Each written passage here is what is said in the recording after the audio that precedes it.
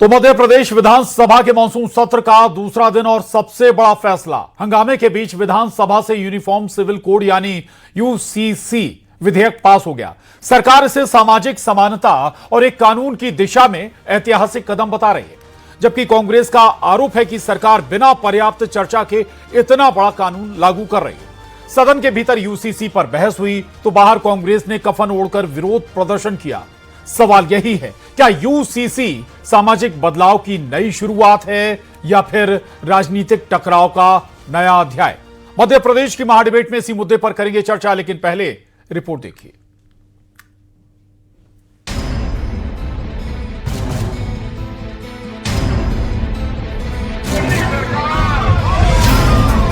MP में UCC लागू करने की तैयारी।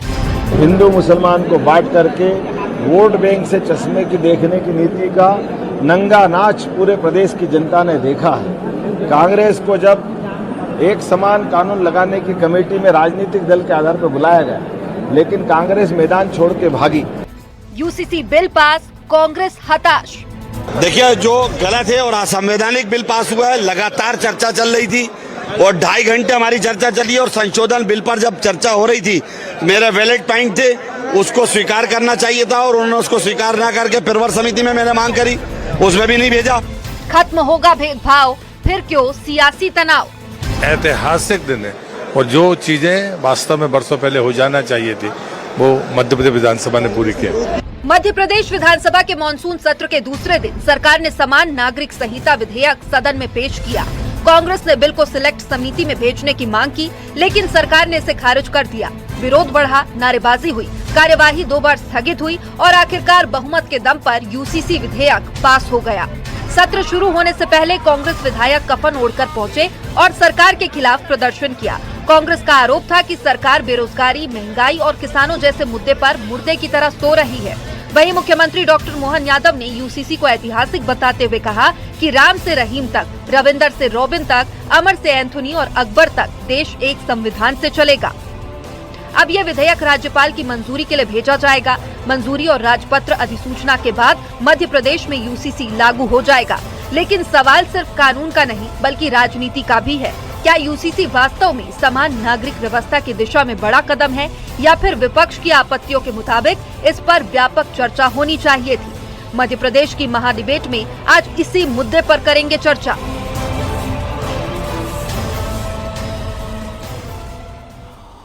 तो मध्य प्रदेश विधानसभा में यूसीसी बिल पास हो गया है और लेकिन सवाल ये उठा रही है कांग्रेस या विपक्ष की पूरी तरह से चर्चा नहीं हुई। कई प्रावधानों पर आपत्ति है कांग्रेस को। यह भी कहा जा रहा है कांग्रेस की तरफ से कि ये मध्य प्रदेश के हित में नहीं है। सवाल ये कि आखिर कैसे हित में नहीं, बहुत सारे सवाल है, उनके साथ चर्चा करें। बेहद खास मेहमान हमारे साथ जुड़ रहे हैं, यशपाल सिंह सिसोदिया जी, प्रवक्ता बीजेपी, स्पर्श चौधरी जी, प्रवक्ता कांग्रेस, अवधेश पुरी महाराज जी धर्मगुरु हैं हमारे साथ, जमशेद आलम साहब मुस्लिम स्कॉलर। आप सभी का बहुत स्वागत है। सबसे पहले स्पर्श जी के पास ही जाऊंगा आज। स्पर्श जी, ये बताइए आखिर किन प्रावधानों से आपत्ति है कांग्रेस को? आखिर क्या माता पिता को बेसहारा छोड़ने पर एक्शन होगा, इस पर आपत्ति है? क्या गोद लेने में पारदर्शी प्रक्रिया अपनाई जाएगी, इस पर आपत्ति है क्या कांग्रेस को? शादी तलाक के नियम समान होंगे, इस पर आपत्ति है क्या कांग्रेस को? बहुत सारे ऐसे प्रावधान हैं। एक से ज्यादा शादी पर रोक लगाई जा रही है हर धर्म में, इस पर ऑब्जेक्शन है। ऑब्जेक्शन कहां है कांग्रेस को? स्पर्श जी।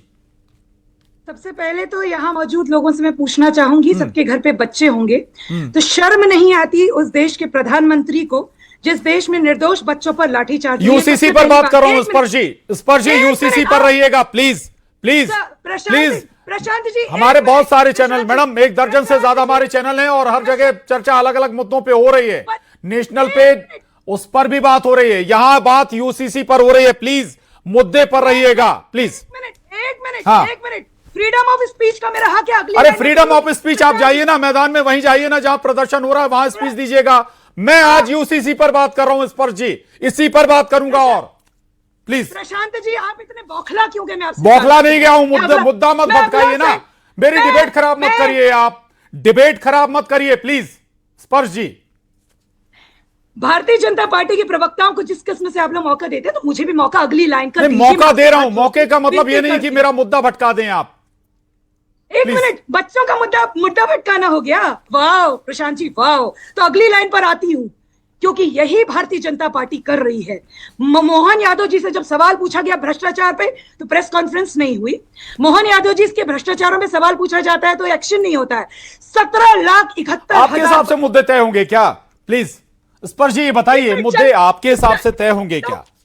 प्रशांत जी, जनता के हिसाब से मुद्दे तय होंगे। जनता के हिसाब अरे से। चैनल हम अपने हिसाब से चलाएंगे, हम अपना मुद्दा तय करेंगे ना। हमें जिस मुद्दे पर लगेगा चर्चा करनी है हम उस पर करेंगे चर्चा। आज हम यूसीसी पर बात कर रहे हैं। प्लीज आप मेरी अगली लाइन बोलने नहीं दे रहे हैं। ऐसा आप कई बार कर चुके हैं। चलिए कैरी ऑन प्लीज। अगली लाइन बोलने दीजिए मुझे। तो हमारा आज विधानसभा में जो कहना था वो एक जो लोकतांत्रिक तरीकों की प्रोसेस पे कहना था। हम कह रहे थे कमेटी में भेजी। एक और बात है, आज के अखबारों की खबर है कि बिना पूर्व सूचना के आपने 14 बिल एक साथ लाए 5 दिन के विधानसभा सत्र में।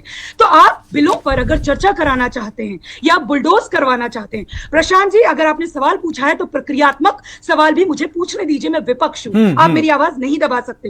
दूसरी बात, आपने मुझसे कहा कि किन किन तरीकों से, किन किन ऑब्जेक्शन से, तो मैं आपको ले जाना चाहती हूं। देखिए बिल तो बुलडोज हो गया है, लेकिन अगर आपके देश के ही अगर आरिफ मसूद जी ने कुछ मामला उठाया है, वो आप ही के देश के नागरिक या आप ही के प्रदेश के, जिनके लिए चौथा स्तंभ यानी आपका चैनल चलता है, उनकी आवाज है, सुनना तो पड़ेगा। तो अगर वो कह रहे हैं कि हमसे चर्चा नहीं हुई है, तो इतनी जल्दी, मैं जो कह रही थी पहली लाइन आपने मेरी बात को यूं कैची चला दी। मैं कह रही थी कि जिस देश में, जिस प्रदेश में असली मुद्दों से ध्यान भटकाने के लिए बिना चर्चा के आप कोई बिल लाते हैं, उस पर ऑब्जेक्शंस उठते हैं और जिस तरीके से पास हुए। दूसरी बात, चलिए अब आप ऑब्जेक्शंस की बात कर रहे थे, provision by provision, so let me take you to them. Live in relationship की बात कर रहे हैं आप। भारतीय निष्ठा, जो फंडामेंटल राइट टू प्राइवेसी है, उसके कारण उत्तराखंड के यूसीसी का विरोध हुआ।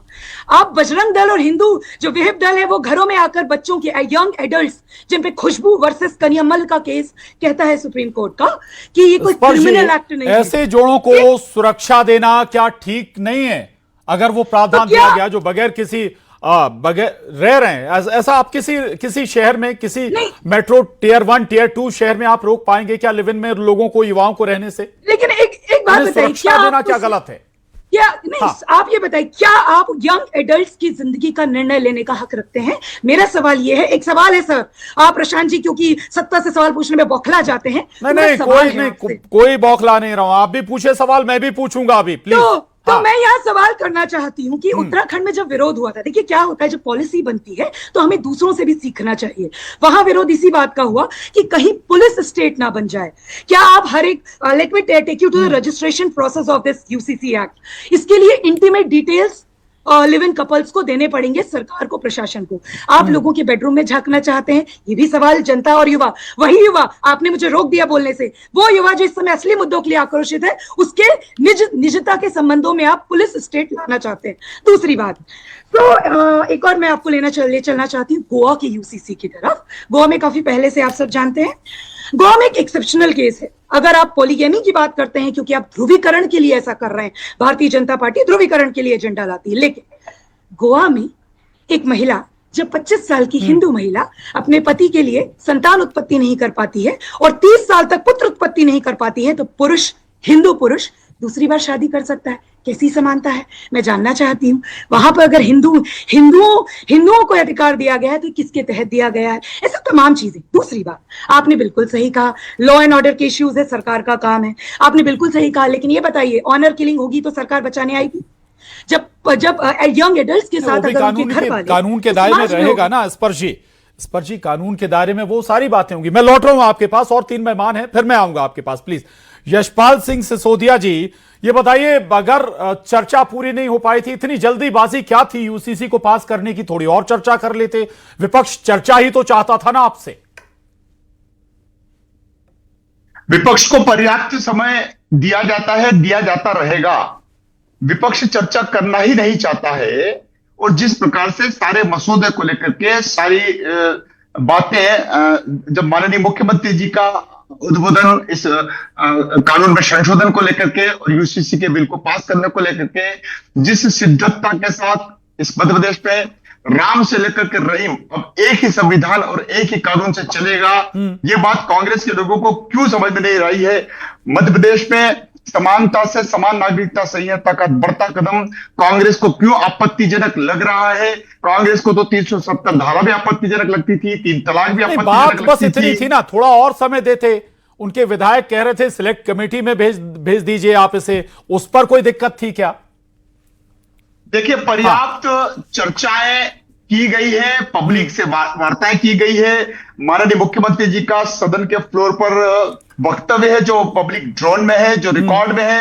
76% महिला, मुस्लिम महिला भी इस ड्राफ्टिंग कमेटी का समर्थन करती है, क्योंकि महिलाओं का, विशेष करके मुस्लिम महिलाओं की जिल्लत की जिंदगी से उनको मुक्ति मिल रही है, शोषण की जिंदगी से उनको मुक्ति मिल रही है। जिस प्रकार से तलाक किए जाने से उनका वैवाहिक विच्छेद हो जाता है, जिस प्रकार से मुस्लिम 3 तलाक पर पहले ही कानून बन चुका है। हाँ, मेरा देखिए, हलाला जैसी कुप्रथा को बंद करने की बात है, लिव इन रिलेशनशिप को लेकर के रजिस्ट्रेशन की अनिवार्यता है, ये कुल मिलाकर के बहुविवाह पर रोक है, पहली पत्नी या पहली पति के जीवित रहते हुए कानून में ये संशोधन आया है। ये मुझे समझ में नहीं रहा है कि कांग्रेस क्या चाहती है, कांग्रेस क्यों विरोध करना चाहती है। ठीक है, जमशेद आलम साहब के पास जाऊं उससे पहले स्पर्श जी एक और छोटा रिएक्शन आपका। जो मुझे कहना था मैं कह चुकी हूँ। मुद्दों से भटकाना, प्रक्रियाओं को तोड़ना बंद कीजिए। कांग्रेस को अगर कांग्रेस अगर यूनिफॉर्मिटी के खिलाफ होती तो आज मैं आपसे पूछती हूँ कि यूनिफॉर्म एजुकेशन रिफॉर्म्स कब आ रहे हैं सर? यूनिफॉर्म मूंग की खरीदी को लेकर जो आंदोलन हो रहे हैं प्रदेश में, उनकी कब सुनी जा रही है? बहुत सारे यूनिफॉर्म, देश में असमानता है। प्लीज मुझे बता दीजिए कि देश में यह अन्याय यूनिफॉर्मली, क्योंकि देश में डबल ट्रिपल इंजन की सरकारें कब खत्म हो रहे हैं? तो मैं मानूंगी। जमशेद आलम साहब, ठीक है, आ रहा हूं, स्पर्शी दोबारा आऊंगा। जमशेद आलम साहब, ये बताइए, महिलाओं का 70% से ज्यादा सपोर्ट इस बिल को है, फिर भी आप लोगों को आपत्ति है? गलत कहानी बना करके भाजपा के प्रवक्ता और भाजपा के मंत्री पेश कर रहे हैं। मेरा कड़ा विरोध है कि हलाला जैसा कोई होता ही नहीं है, और अब ट्रिपल तलाक एक बैठक में नहीं होती है। ये मुसलमानों की औरतों के कंधे पर बंदूक रख के हिंदुओं पे चलाने वाला ये बिल है यूसीसी। आप इसको समझ लीजिए। इसमें ट्रिपल तलाक अब नहीं होती, एक बैठक में 3 महीने में 3 तलाक होती है। दूसरा यह कि हलाला का कोई ऑप्शन है ही नहीं, पूरी दुनिया में कहीं नहीं, हिंदुस्तान में नहीं। लेकिन भाजपा और आरएसएस के लोग बदनाम कर रहे हैं मुसलमानों को और इस्लाम की सुपारी देकर के बैठे हैं। बार बार हलाला का जिक्र आता है। खुद मुख्यमंत्री इतने बड़े संवैधानिक पद पर बैठने के बाद हलाला का जिक्र करते हैं। मुझे एक उदाहरण बताएं, मेरा खुला चैलेंज है आपके मंच से, एक भारतीय जनता पार्टी का नेता हलाला का एक उदाहरण पूरे देश में दिखाएं। ये यशपाल सिंह सिसोदिया जी भी अभी यही कह रहे थे। हिंदू धर्म गुरु को बताना चाहूंगा कि जो सनातन ने जो हमारी शिक्षाएं हमारे लिए रखी है, वही मजहब इस्लाम ने शिक्षाएं रखी है। और मजहब इस्लाम ने सब हक हुकूक पहले से दे रखे हैं। मुस्लिम महिलाओं को, बच्चों को, उनको तलाक का जो अधिकार है वह भी पहले से दिया जा चुका है। इसमें नया कुछ नहीं है, लेकिन सरकार बिल को छुपा करके, दबा करके ला रही है। उसको पटल पे तक नहीं रखा, लैपटॉप में तक नहीं दिखाया। स्थानीय विधायकों ने इस बात को रखा है कि इस बात को छुपाया क्यों गया ड्राफ्ट को। आप ड्राफ्ट में क्या लाना चाहते हैं उसको स्पष्ट करें। ये तो पूरी तरह हमारे लिए बहुत सुकून की चीज है। ठीक है। बस सिसोदिया जी कह रहे हैं सारा कुछ मनगढ़ंत है, चाहे वो हलाला का जिक्र हो या 3 तलाक का जिक्र हो। देखिए, कांग्रेस को समर्थन करने वाले लोगों को ऐसे कानून, ऐसे संशोधन जमशेद आलम साहब हैं, मुस्लिम स्कॉलर हैं, मुस्लिम कानूनों के जानकार हैं जी। इसको तो ना हिंदू के हिसाब से देखा जाना चाहिए, ना मुसलमान समाज के माध्यम से देखा जाना चाहिए। ये उन तमाम विरोधाभासों को दूर करेगा जो दकियानूसी थी, जो महिलाओं के ऊपर प्रताड़ना थी। कांग्रेस को तो 33% का महिला आरक्षण भी समझ से परे हो रहा है। एक देश एक चुनाव की जब हम बात करते हैं तब भी कांग्रेस को तकलीफ होती है। हमारा एजेंडा देश की संस्कृति को बचाने को लेकर के है। कांग्रेस देश की संस्कृति को गिरवे रखना चाहती है, और जिस प्रकार से समान नागरिक संहिता यूसीसी को ठीक है, जमशेद आलम साहब का ऑडियो उठाया जाए प्लीज। एक देश एक विधान एक निशान नहीं चलेगा। डॉक्टर श्यामा प्रसाद मुखर्जी कहते थे, उसी लाइन पर हम आगे चल रहे हैं। चले, ठीक है। अवधेश पुरी महाराज, इसमें एक और जिक्र है, संभव है कि एक इस प्रावधान पर आप लोगों को दिक्कत हो, लिव इन रिलेशनशिप का रजिस्ट्रेशन किया जाएगा, लेकिन ये रजिस्ट्रेशन का मकसद ये नजर आता है कि भाई कानूनी तौर पर वैधता एक दी जा रही है कि अगर कोई जोड़ा बगैर शादी के साथ में रह रहा है। जी हाँ, बिल्कुल सही कह रहे हैं आप। इस देखो, हर चीज के दो पहलू होते हैं, सिक्के के दो पहलू हैं। गिलास आधा भरा है तो हम उसको आधा भरा कह सकते हैं और हम आधा खाली भी कह सकते हैं। तो अगर वो बिल्कुल ही आंख बंद करके अंधेरे में सब चल रहा हो, उससे बेटर ये है कि वो कम से कम लोगों की नजर में हो, सरकार की नजर में हो कोई भी चीज, तो मैं समझता हूं तो कि उसको हम something is better than nothing कह सकते हैं। दूसरी बात यह है कि समान नागरिक संहिता पर इस प्रकार के विरोध जो हो रहे हैं ये नहीं होने चाहिए, क्योंकि समान नागरिक संहिता ये भारतीय जनता पार्टी का एजेंडा ही नहीं है। समान नागरिक संहिता तो भारतीय संविधान का एजेंडा है।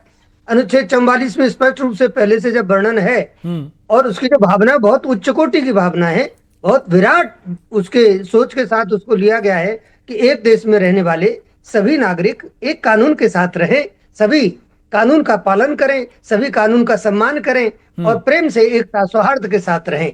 तो हम उसके एक जो पॉजिटिव उसकी साइड है उसको भी हम देखें, केवल नकारात्मक न देखें। यूं तो हम जानते ही हैं कि हर चीज में हम नकारात्मक देखना चाहेंगे तो कुछ न कुछ नेगेटिविटी उसमें मिल जाएगी। समान नागरिक संहिता मैं समझता हूं कि पूरे देश के लिए आवश्यक है। मध्य प्रदेश ने अगर इस दिशा में कोई पहल की है, वर्तमान मुख्यमंत्री डॉक्टर मोहन यादव जी, मैं समझता हूं कि बहुत अच्छा एक काम ये किए हैं कि उन्होंने समान नागरिक संहिता को लागू करने का ये आज एक कदम उठाया है। तो मैं तो इसकी प्रशंसा करूंगा, इसका समर्थन करूंगा।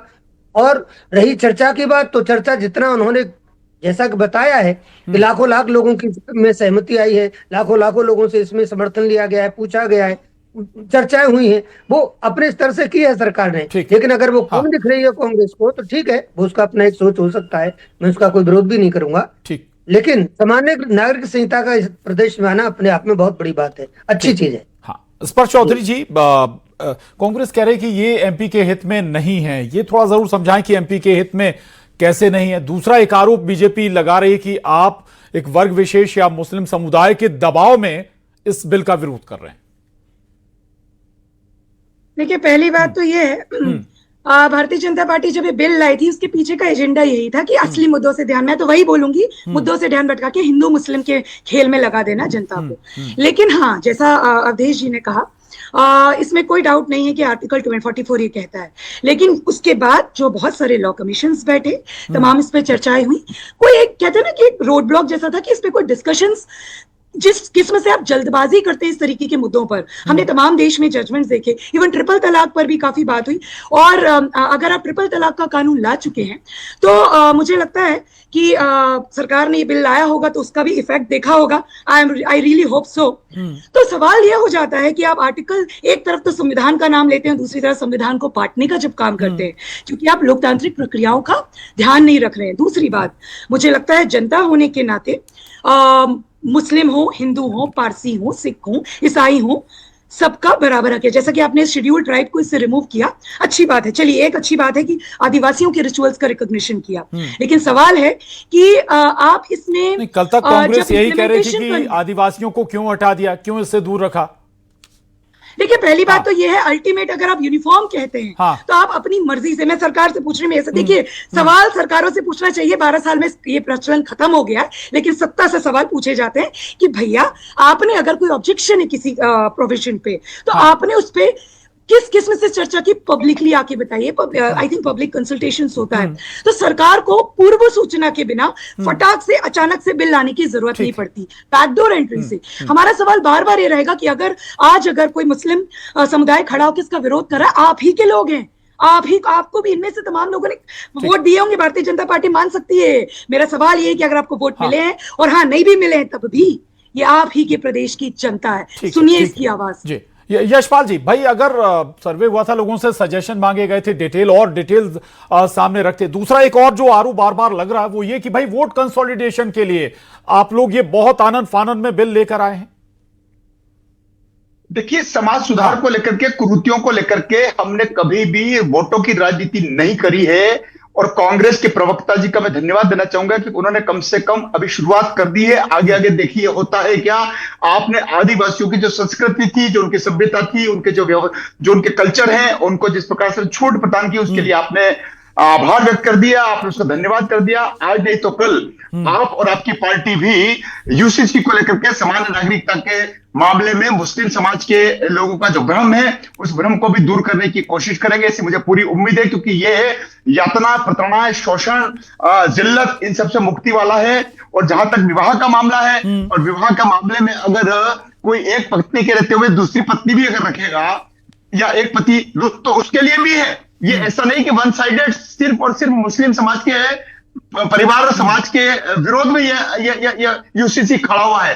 ये सर्वधर्म समभाव की बात करता है, और एक देश एक कानून की ओर हम अग्रसर हो रहे हैं। और मैंने पहले भी कहा है कि हम तो बहुत पहले से लड़ाई लड़ रहे हैं। एक देश एक निशान को लेकर के, एक प्रधान को लेकर के, एक झंडे को लेकर के डॉक्टर श्यामा प्रसाद मुखर्जी का बलिदान हुआ है। तो इस बात को लेकर के मैं आगे बढ़ रहा हूं, तो कांग्रेस को भी इसका स्वागत करना चाहिए। क्योंकि एक नहीं, दो नहीं, चौथा राज्य मध्य प्रदेश का बन गया है, जिसने यूसीसी के अंतर्गत आज ध्वनि मत से विधानसभा में इस कानून को अपना अमली जामा पहनाया है। ठीक है, ठीक है। जमशेद आलम साहब, बीएनएस की धाराएं सभी पर एक जैसी लगती हैं।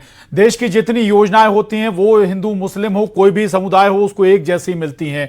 फिर ये अलग अलग कानून, मुस्लिम पर्सनल लॉ या फिर हिंदू मैरिज एक्ट, ये अलग अलग क्यों? अगर एक जैसे कानून सब पर लागू हो रहे हैं तो इतनी आपत्ति, इतनी दिक्कत, परेशानी क्यों है? कि संविधान ने सबको छूट दे रखी है। आपने संविधान की बात की है, व्यवस्था भी की है यूसीसी को लागू करने के लिए। हम उनसे पूछ रहे हैं, अब बाबा साहब आम्बेडकर अब नहीं है ना। हाँ। जब बाबा साहब आम्बेडकर थे तो इस देश के अंदर में आरक्षण भी लागू हुआ। तो क्या यूसीसी को जो सामान्य नागरिक संहिता आप लेकर आएंगे तो क्या आरक्षण को खत्म कर देंगे? बाबा साहब के संविधान को खत्म कर देंगे? ऐसा तो नहीं हो सकता ना। आप बातें भर कर रहे हो कि सामान्य नागरिक संहिता, ये बोलने में बहुत अच्छा लग रहा है। कल आप एक बराबरी, इक्वलिटी जब लेकर आएंगे, जब आप बराबरी की बात करेंगे तो आपको आरक्षण को भी खत्म करना पड़ेगा। और इसके लिए देश कभी तैयार नहीं होगा। भारतीय जनता पार्टी का विरोध होगा, और आज इनका विरोध इसीलिए हो रहा है आरक्षण कि ये कहीं ना कहीं कुछ लॉजिक इसमें नजर नहीं आता है। ठीक है, ठीक है, लेकिन बड़ा महत्वपूर्ण है। इतना जरूर कि संभव कि थोड़ा और स्पेस हो सकता था, इस पर और चर्चा होती, लेकिन यूसीसी बिल हालांकि सदन में पास कर दिया गया है। माफी चाहूंगा, वक्त इतना ही है। चर्चा को यहीं खत्म